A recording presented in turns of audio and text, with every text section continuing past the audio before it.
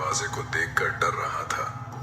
एक धीमी भयानक चीख के साथ वह दरवाजा खुल गया, मानो मुझे अंदर आमंत्रित कर रहा हो। जैसे ही मैंने दहलीज पार की, मैं डर से कांपने लगा।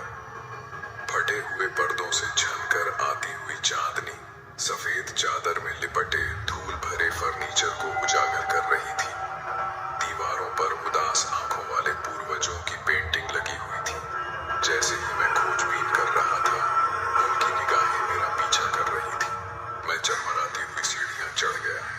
तभी अचानक किसी के रोने की आवाज सुनकर मैं रुक गया। आवाज का पीछा करते हुए मैं अंधेरे कमरे में पहुंचा। मेरा दिल तेजी से धड़कने लगा।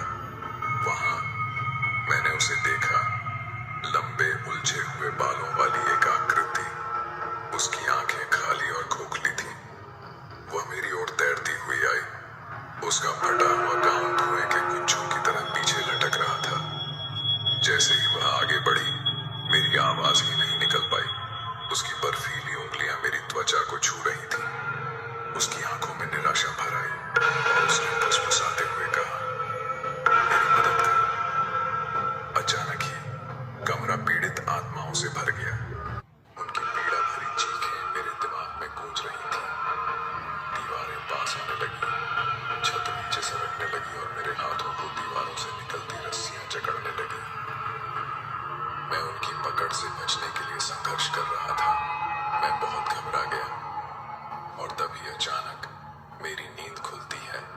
मैं भोर में उठा, हाँफ रहा था, पर अपने बिस्तर पर सुरक्षित था। मुझे राहत हुई कि ये सिर्फ